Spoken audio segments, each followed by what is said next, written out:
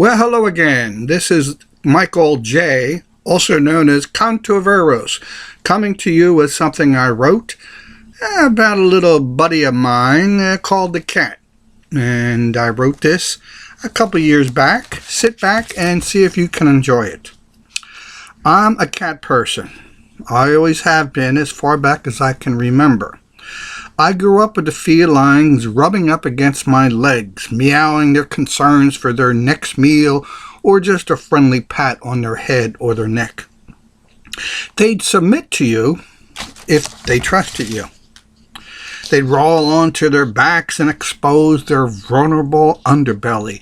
You couldn't help but give it a rub and then ruffle them on the back of their tiny little heads. There's nothing like a cat shutting his eyes, awaiting a hand sweeping the entire length of the back. He's anticipating that mellow feeling one must get by such a human massage. Oh yes, I forgot. The purr. I once had to give away a pure white cat. He was part of a litter and was among the last of those that were adopted by my friends. He'd climb into bed well before the wake-up time and walk on my hair. That's right. He would sit in the bed on my hair while I was lying on the pillow. You know which part of the hair I'm talking about. It's that messed up part. It lays flat on the pillow. I had dark brown hair at the time. Now today I have more of a, gray, but back then it was dark, with just a tiny little bit of gray. I'd stay in bed for a amount of time until the cat would begin to knead my head with his claws.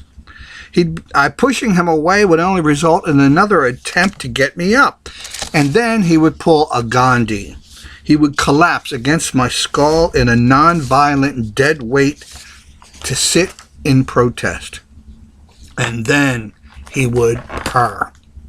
Not just any purr, but the loudest purr imaginable, sounding like saw blades being pushed and pulled by two of the strongest lumberjacks before eating their breakfast.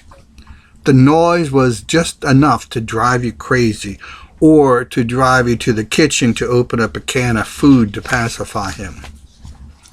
And how about that cat stretch?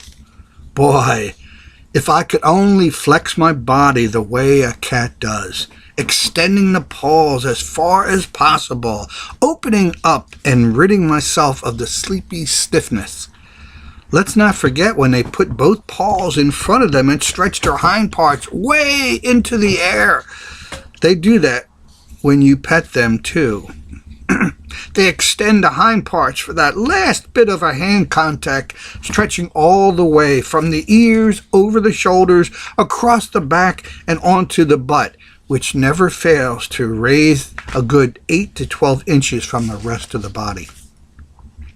Now that's getting into real appreciation of another sentient being. Such pleasure. You wish sometimes that you can express yourself the same way when someone lavishes attention on you for simply being yourself, having come in contact with life and showing your pure, unadulterated love. It's just like the cat's meow and their way of saying thank you.